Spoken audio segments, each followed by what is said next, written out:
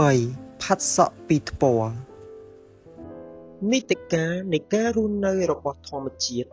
ចេះតែកែច្បាប់របស់ខ្លួនជានិច្ចដោយមានទិវានិងរាត្រីជាប្រធានធំនៃការកែតម្រូវនេះចំណែកការរស់នៅរបស់មនុស្សលោកវិញមិនអាចញ៉ាំងភាពចាស់ទ្រុឌទ្រោមឲ្យត្រឡប់មកក្មេងវិញជាដាច់ខាតព្រោះថ្ងៃស្អែកមានមិនចេះចប់ស្អែកហើយស្អែកទៀតស្អែក1000ដងក៏នៅតែមិនចប់ម្ល៉េះហើយមនុស្សយើងម្នាក់មិនត្រូវទុកពេលវេលាឲ្យស្អែកហួសទៅដល់ខាន់ស្អែកឡើយដើម្បីឲ្យមានជ័យជំនះលើថ្ងៃស្អែកយើងត្រូវតែបំពេញករណីកិច្ចក្នុងថ្ងៃនេះឲ្យហើយលុះដល់ថ្ងៃស្អែកគេត្រូវតែទាញប្រយោជន៍មួយថ្មីទៀតដើម្បីកុំឲ្យថ្ងៃស្អែកប្រឈមមុខរងចាំតែទះដៃចំអឲ្យយឺមកដល់ទល់នឹងពេលនេះចិត្រាបានឃ្លាតព្រាត់ពីនាងឆវីចំនួនជាង1ខែហើយសប្តាហ៍ថ្ងៃនេះគេមិនទាន់ប្រកាន់មុខរបរអ្វីឲ្យជាក់លាក់ទេគឺគេរស់ដោយសារតែលោកមុតតាចំណែកប្រពន្ធលោកមុតតាពុំសូវពេញចិត្តចំពោះការរស់នៅនៃមិត្តចិត្រាទេសរុបសេចក្តីទៅ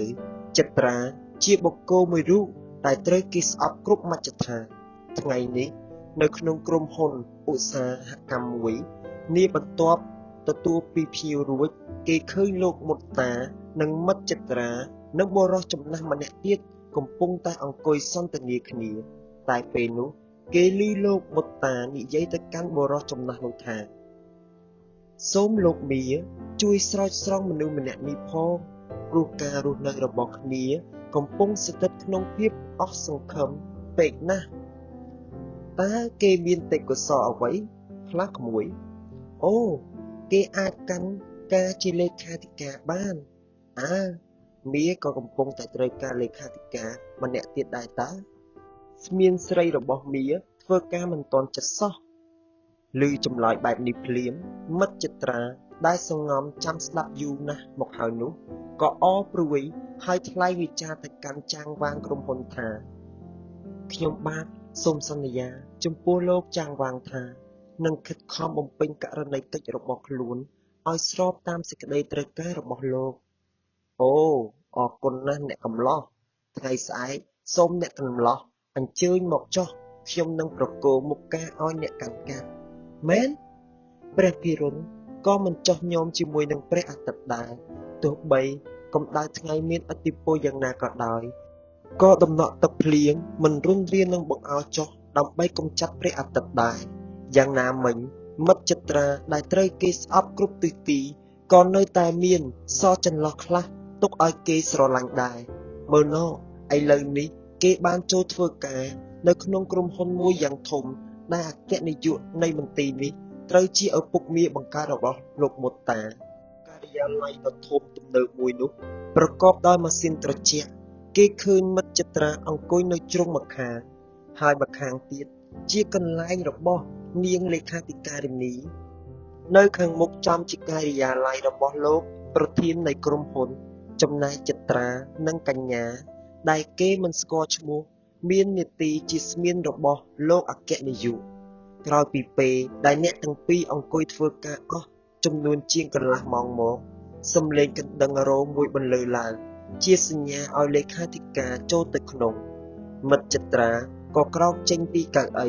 ដើរតម្រង់ទៅបន្ទប់លោកអគ្គនាយកភ្លាមសំឡេងអ្នកមានបន្លឺឡើងថាអូចិត្រាតាលេខាធិការនីមានមកទេបាទមកទៀនឯងឲ្យនាងចូលមកជួបនឹងខ្ញុំមួយផ្លែតបាទចិត្រាក៏ដើរចេញមកក្រៅហើយត្រឡប់ជាត្រូវពាក្យចំអកនៃនាងលេខាធិការនីថាមិនក៏មិនយកគាត់ទៀតទៅរួចនាងក៏ដើរចូលទៅបន្ទប់លោកអគ្គនាយកពេលវេលានិងករណីកិច្ចបានជំរុញឲ្យមិត្តចិត្រាទទួលនៅជោគជ័យយ៉ាងច្រើនដោយសារការខិតខំយកចិត្តទុកដាក់របស់គេថ្ងៃនេះជាថ្ងៃ63ដែលមិត្តយើងបានចូលធ្វើការគេតែងតែដើរជជែកសួរឈ្មោះលោកអគ្គនាយកជានិច្ចតែគ្មានបុគ្គលិកណាឬកម្មករណាស្គាល់ឈ្មោះគាត់ឡើយមិនតែប៉ុណ្ណោះគេបានចងចាំក្នុងចិត្តថានឹងទៅសួរលោកមុតតាក្នុងពេលណាដែលខ្លួនទំនេរមិត្តអ្នកអានប្រហែលជាភ្លេចនាងឆវី នារីកំសត់ហើយមើលទៅឥឡូវនេះខ្ញុំសូមអញ្ជើញមិត្តទៅជួបជាមួយនឹងនាងម្ដងព្រោះនាងគឺជាតួអង្គមួយរូបក្នុងរឿងសោកនាដកម្មនេះដែរឃើញទេនាងលែងធ្វើស្រីផ្កាមាសទៀតហើយនាងដំឡើងឋានៈនាងជានារីរង្គសាម្ដងកន្លែងនាងចិញ្ចឹមក្រពះឈ្មោះថាអូឡាំពិករាត្រីនេះទិដ្ឋភាពក្នុងរង្គសាមានសភាពអាថឹកអាថមណាស់គ្រប់តុទាំងអស់គេឃើញភ្ញៀវអង្គុយត្រៀបត្រាមានរហូតទៅដល់ជនបរទេសថែមទៀតផងសំឡេងតន្ត្រីបានធ្វើឲ្យអ្នកមានស្មារតីតិចកម្រើកសរសៃម្ដងចំណែកអ្នកចម្រៀងស្រីវិញធ្វើឲ្យភ្ញៀវទាំងឡាយជញ្ជក់មាត់កោតសរសើរដល់សម្ផស្សរបស់នាងរីឯនារីហក់លោតវិញក៏មិនជិនណយមិនបានដែរមើលណោមិត្តអ្នកអានឃើញទេគេរាំគេអោបគេថាថ្នមមានជួនកាលឮរហូតដល់ទៅឆ្លោះគ្នាពីរឿងប្រច័ណ្ឌថែមទៀតផងប្រសិនបើគេក្រឡេកមើលមកខ្នល់វិញគេនឹងឃើញអ្នកធន់ខ្សោយដើរលើចិញ្ចើមខ្នល់អ្នកធន់កណ្ដាលជិះយានឬតូចក្រយានយន្តចំណែកអ្នកធន់ខ្លាំងគេជិះសុទ្ធតែឡានជាពិសេសបើគេត្រឡប់ត្រចៀកមកស្ដាប់ក្នុងទីវត្តអារាមវិញគេនឹងឮព្រះសង្ឃខំស្វាព្យាធម៌ដើម្បីកំដរអាយុខ័យនៃព្រះពុទ្ធសាសនាឲ្យរស់នៅអស់កាលដ៏យូរលង់មុននឹងចាក់ចេញពីរង្គសាទៅកាន់គេហដ្ឋាននាងឈរវីត្រូវបានបុរសម្នាក់ក្នុងវ័យ30ប្លាយកំដរដំណើររហូតដល់ផ្ទះនៅក្នុងនោះគេឃើញអីវ៉ាន់នាងឈរវីរប៉ាត់រប៉ាយគ្មានសណ្ដាប់ធ្នាប់ដែលមានសភាពមិនខុសគ្នាពីផ្ទះស្រីពេជ្យាឡើយរំពេចនោះសំឡេងស្រីម្នាក់ដែលនៅជាមួយគ្នាសួរមកនាងឈរវីថាអាវីឯងមានដែរបានទទួលដំណឹងពីសង្សាររបស់ឯងទេឯងកុំសួរច្រើនពេកនាំតែបងមិនាដឹងទេចោះឥឡូវបងមិនាគេនៅឯណាទៅណាទៅមិនឈឺក្បាលយើងទេព្រោះយើងជាស្រីបានជាគេទៅណាមកណាគ្មានប្រាប់ឲ្យយើងដឹងសោះត្រូវហើយស្រីដោយរូបយើងគ្មានអនាគតទេបើបានធ្វើប្រពន្ធគេវិញក៏ជាប្រពន្ធចង់គេដែរមិត្តអ្នកអានជ្រាបទេនារីរង្គសាគ្មានបញ្ហាអ្វីធំដុំសម្រាប់ត្រេះរិះទេមានតែប្រស្នាមួយមុខគត់គឺការជជែកគ្នាពីរឿងសាហាយ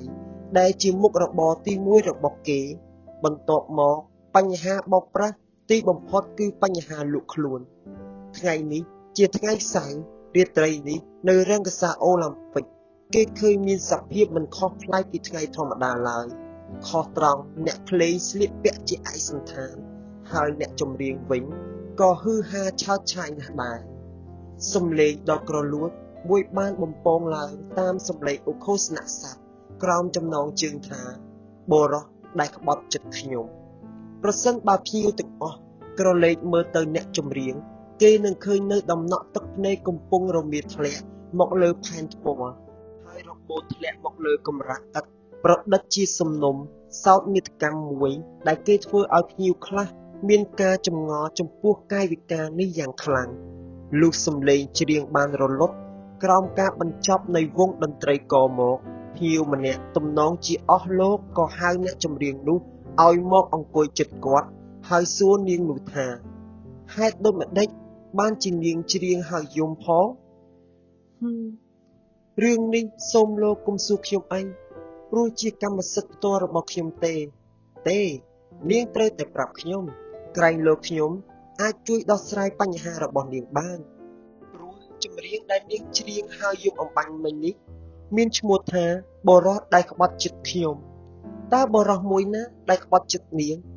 គឺរូបខ្ញុំឬមួយប្រុសផ្សេងទៀតចាស់មិនមែនរូបលោកទេបើអញ្ចឹងអ្នកណាទៅវិញគឺប្រុសម្នាក់ផ្សេងទៀតដែលខ្ញុំស្រឡាញ់ទីបំផុតគេត្រឡប់ជាបោះបង់ចោលនៅសេចក្តីស្រឡាញ់របស់ខ្ញុំនាងសោកស្ដាយណាស់មែនទេធម្មតាទេលោកសូម្បីតែសត្វក៏វាចេះស្រឡាញ់គ្នាដែរហើយស្នេហាក៏មិនប្រកាន់វណ្ណៈដែរតែលុះដល់គេប្រកាន់វណ្ណៈវិញវាព្រាត់ប្រាសគ្នាអញ្ចឹងមែនទេ រឿងប្រត់ប្រាស់និងរឿងជួបវិញជារឿងធម្មតារបស់មនុស្សលោកទេព្រោះការស្រឡាញ់វាគ្មានច្បាប់ជាព្រំដែនទេមានតែដួងចិត្តប៉ុណ្ណោះជាអ្នកបញ្ជាឲ្យដងខ្លួនយើងកំរើកសូមអត់ទោសខ្ញុំសូមលាលោកសិនហើយឈប់សិនគុំប្រញាប់ពេកនាងមានឈ្មោះអ្វីដែរចាស់ខ្ញុំឈ្មោះឆូវីចប់សំឡេងប្រាប់ឈ្មោះភ្លាមលោកអន្ត្រឹសនោះក៏ហត់ឲ្យនាងឆូវីនៅប្រាក់ចំនួន 1000 រៀលព្រមទាំងថែមលបោយសម្ដីមួយប្រយោគថាថ្ងៃក្រោយជួបគ្នាចាស់អរគុណរួចគេទាំងពីរក៏បែកគ្នាក្រោមបរិយាកាសដ៏សែនរីករាយប្រសិនបើមិត្តអ្នកអានអូសអារម្មណ៍ក្រឡេកមកមើលភូមិគ្រឹះមួយខ្នងដែលស្ថិតនៅតាមដងវិថីដុកញ៉ាម៉ែនសភាពអ៊ូអរមួយបានកើតឡើងក្នុងភូមិគ្រឹះនោះដោយមានសមាជិកជាច្រើនចូលរួមជាភ្ញៀវកិត្តិយសផងប្រសិនបើជាគេមិនច្រឡំទេគេហស្ថានដ៏ស្តុកស្តម្ភនោះប្រកាសជារបស់លោកអគ្គនាយកនៃក្រុមហ៊ុនអាជីវកម្មអណ្ដូងរ៉ែដែលប្រារព្ធឡើងដើម្បីរំលឹកដល់ខួបទី8នៃកំណើតក្រុមហ៊ុននេះទិវិកាបានក្រវែងចំណាំងរបស់ខ្លួនចោលទៅគៀនកន្លៀតជញ្ជាំងធម្មជាតិរដ្ឋការក៏ចាប់ផ្ដើមចោលរស្មីងងឹតឈឹងមកលើផែនភូស្ធាយើងម្ដងទៀតនៅក្នុងបរិវេណភូមិគ្រឹះលោកអគ្គនាយករស្មីខៀវក្រហមនៃចង្កៀងអគ្គិសនីបានជះពន្លឺគ្រប់ពណ៌មកលើកម្រាលតុដ៏សស្អាតដែលតម្រៀបគ្នាជាជួររងចាំតែភ្ញៀវប៉ុណ្ណោះបានញ៉ាំងវិធីដ៏មហាឡារឹកនេះឲ្យរឹតតែអធិកអធមថែមទៀតផងវងតន្ត្រីករមួយក្រុមដែលលេងកំដរបរិយាកាសពេលនោះកំពុងតែបញ្ចេញសកម្មភាពរបស់ខ្លួនយ៉ាងសាហាវព្រមទាំងមានអ្នកចម្រៀងស្រី2នាក់ជាបុប្ផាក្រពុំនៃវងតន្ត្រីនេះផងឥឡូវនេះតុកដែលទំនេរទាំងប៉ុន្មានពោពេញទៅដោយភ្ញៀវមានតាំងពីរដ្ឋមន្ត្រីការតូចធំនិងអ្នកតំណាងក្រុមហ៊ុនជាច្រើនចូលរួមជាមួយផងដែរមុននឹងចាប់ផ្ដើមស្រស់ស្រូបម្ហូបអាហារលោកអគ្គនាយកបានថ្លែងសន្ទរកថាមួយដែលមានន័យដូចខាងក្រោមនេះថ្ងៃនេះជាទិវាអ្នកខត្តរិកមួយដ៏មហាឡារឹកដែលក្រុមហ៊ុនអាជីវកម្មអណ្ដូងរ៉ែរបស់យើងខ្ញុំធ្វើបុណ្យខួបឆ្នាំទី8នៃកំណើតក្រុមហ៊ុននេះអាស្រ័យហេតុនេះខ្ញុំសូមអស់លោកទាំងអស់ដែលបានអញ្ជើញមកជាអធិបតីក្នុងពេលនេះរួមសប្បាយជាមួយនឹងយើងខ្ញុំในការទទួលទានអាហារនិងការរាំកម្សាន្តក្រោមរស្មីនៃព្រះច័ន្ទក្នុងថ្ងៃពេញបរមីលុះចប់សន្ទរកថានោះភ្លាមសំឡេងទះដៃបានផ្ទុះកងរំពងឡើងពេញបរិវេណភូមិគ្រឹះធ្វើឲ្យពិធីបុណ្យនេះរឹតតែសប្បាយថែមទៀតនៅតុកចំគេបង្អស់គេឃើញមិត្តចិត្រាលោកមុតតានិងភរិយាព្រមទាំងភ្ញៀវផ្សេងទៀតផងកំពុងចូលរួមការសប្បាយជាមួយគ្នាចំណែកវងតន្ត្រីករវិញក៏បញ្ចេញសកម្មភាពឃ្លាវខ្លាណាស់ដែរដោយលាយជាមួយនឹងសំឡេងហូរកញ្ជ្រៀវនៃអ្នកដែលស្រវឹងខ្លះខណៈនោះគេឮសូរលោកមុតតាសួរទៅចិត្រាថាម៉េចចិត្រាឯងមកធ្វើការកន្លែងនេះសប្បាយទេខ្ញុំសូមថ្លែងអំណរគុណចំពោះគុណូបការៈដែលលោកបានជួយស្រោចស្រង់អាយុជីវិតខ្ញុំនេះណាអូគុំសរសើរច្រើនពេកមិនមែនជារឿងធំដុំនោះឡើយប្រសិនបើចិត្រាមិនយកចិត្តទុកដាក់ក្នុងករណីកិច្ចរបស់ខ្លួនការដែលខ្ញុំនាំមកធ្វើកន្លែងនេះក៏វាគ្មានប្រសិទ្ធភាពអ្វីដែរត្រូវហើយលោកវត្តាណែចាប់ពីថ្ងៃនេះតទៅឯងត្រូវប្រយ័ត្នខ្លួនបន្តិចព្រោះឪពុកមាខ្ញុំប្រាប់ខ្ញុំថាមានគេស្អប់ឯងច្រើនណាស់ដោយសារតែឪពុកមាខ្ញុំយកចិត្តទុកដាក់នឹងឯងណាអូនេះជារឿងធម្មតារបស់ក្រពះទេខ្ញុំមិនចេះខ្លាចចំពោះការដែលគេចង់ឈ្លានពានរូបខ្ញុំឡើយឲ្យតែគេចិត្តសឿងសាកមកចុះល្មមបានហើយកុំក្លាហានពេកណែហើយឯងមានទៅជួបឪពុកមាខ្ញុំព្រោះមុននេះបន្តិចគាត់បានផ្ដាំឲ្យខ្ញុំនាំចិត្រាឯងទៅជួបនឹងគាត់យីមានការអីសំខាន់ណាស់ទៅហើយលោកមុតតាអូខ្ញុំមិនដឹងដែរទេបន្ទាប់មកលោកមុតតាចិត្រាក៏ធ្វើដំណើររួមសម្ដៅទៅបន្ទប់លោកអគ្គនាយក សំឡេងគួរទ្វារបន្ទប់លោកក៏លាន់ឮឡើងអ្នកណាមានការអីចូលមកលោកអគ្គនាយកបន្លឺពីខាងក្នុងអូចិត្រាតាណែមកតាក្មួយនាំគេរកកន្លែងអង្គុយសិនទៅគេទាំងពីរអង្គុយលើសាឡុងដ៏ទំនើបមួយវិចិត្រទៅដោយកម្រាលព្រំយ៉ាងស្អាតរុំហើយដោយម៉ាស៊ីនត្រជាក់ពីរគ្រឿងជាបរិវារនៃការស្អុះស្អាប់រំពេចនោះសំឡេងលោកអគ្គនាយកក៏បន្លឺឡើងថាមិនចិត្រាឯងចូលចិត្តធ្វើការជាមួយខ្ញុំតទៅទៀតទេសំណួរនេះធ្វើឲ្យចិត្រាស្រឡាំងកាំងស្មារតីមួយសន្ទុះទើបឆ្លើយតបទៅនឹងលោកអគ្គនាយកវិញថាលោកសួរខ្ញុំរបៀបនេះបានសេចក្តីថាលោកចង់ឲ្យខ្ញុំឈប់ពីកន្លែងនេះមែនទេមិនមែនទេខ្ញុំចង់បញ្ជាក់ឯងទេតាប្រសិនបើខ្ញុំជាមនុស្សស្អាតស្អំហើយជាមនុស្សដែលលោកពេញចិត្តសូមលោកមានប្រសាសន៍ឲ្យត្រង់មកចុះបើករណីនោះខ្ញុំអាចបម្រើបានខ្ញុំនឹងបម្រើឲ្យអស់ពីសមត្ថភាពផ្លាយយោបល់មួយម៉ាត់នេះធ្វើឲ្យលោកអគ្គនាយកងក់ក្បាលញាប់ស្អេកហើយក៏ត្រឡប់សម្ដីទៅកាន់មិត្តចិត្រាថាបើតាមខ្ញុំដឹងឯងជាមនុស្សម្នាក់មានឧត្តមគតិខ្ពស់លោកអគ្គនាយកសរសើរខ្ញុំពេកហើយមិនមែនដូច្នោះទេការពិតឯងជាមនុស្សឆ្លាតវៃមែនយើងមិនខ្លាចនឹងសរសើរឯងចំពោះមុខក្មួយយើងទេព្រោះឯងជាមនុស្សម្នាក់ដែលកម្មករភាគច្រើនចូលចិត្តរាប់អានឯងហើយកិច្ចការចម្រើនថែមទៀតផងឧត្តមគតិក្នុងការកោតសរសើរពីគុណសម្បត្តិនៃបុគ្គលម្នាក់មិនមែនជាអំពើល្អទេលោកផ្ទុយទៅវិញវាជាករណីកិច្ចមួយដែលធ្វើឲ្យមនុស្សបានចិត្តតាអូឯងគុំបន្លាយោបល់ខ្លាំងពេកចាប់ពីថ្ងៃនេះទៅឯងបានឡើងបុណ្យស័ក្តិមួយគ្រឹះទៀតហើយណានេះមិនមែនជាការទិញទឹកចិត្តទេឬឯងចូលចិត្តយល់ដេកផ្ដាស់ណាស់មុខតំណែងថ្មីរបស់ឯងគឺអគ្គលេខាធិការនៃក្រុមហ៊ុនអាជីវកម្មអណ្ដូងរ៉ែឯងស្ដាប់បានទេធំធាត់ពេកណាស់លោកអគ្គនាយកយើងប្រគល់ឡានមួយឲ្យឯងសម្រាប់ជិះកម្សាន្តនៅក្រោយពេលដែលឯងសម្រាកពីការងារលោកអគ្គនាយកបែរទៅចាក់សោទូរួចពោលមកកាន់ចិត្រាជាថ្មីម្ដងទៀតថានេះជាប្រាក់រង្វាន់ប្រចាំឆ្នាំដែលក្រុមហ៊ុនផ្ដល់ដល់ឯងដោយយល់ឃើញថាខ្លួនក្រហើយប្រាក់ក៏ជាវត្ថុដែលមនុស្សត្រូវការជាចាំបាច់មិត្តចិត្រាក៏សម្រេចចិត្តលោកដៃទទួលដោយពោលនៅពាក្យសុរោះវិចារមួយប្រយោគជាល្បោចថាខ្ញុំបានសូមថ្លែងអំណរគុណចំពោះការសន្តោសនេះណាស់រួចចិត្រានិងលោកពុតាក៏ចាក់ចេញពីបន្ទប់លោកអគ្គនាយកមករួមសប្បាយជាមួយនឹងភ្ញៀវខាងក្រៅវិញគ្រប់សរសៃវិញ្ញាណនៃអំពើល្អក៏ដូចជាការដកដង្ហើមនៃមនុស្សដែលមានសុខភាពបរិបូរណ៍ដែរតែការច្រណែននឹងទាឈ្មនេះក៏ត្រូវតែពន្លកដោះឡើងដោយសាររូបមន្តនៃតណ្ហាអកុសលប្រសិនបើអំពើល្អត្រូវគេពងរំលាយដោយមធ្យោបាយណាមួយអ្នកដែលសាងល្អមិនត្រូវតក់ស្លុតជាដាច់ខាតគេនៅតែខំញញឹមហើយនៅតែលន់តួរហូតដល់ទីបំផុតនៃជ័យជំនះចាប់តាំងពីពេលដែលអគ្គនាយកក្រុមហ៊ុនតែងតាំងមិត្តចិត្រាឲ្យធ្វើជា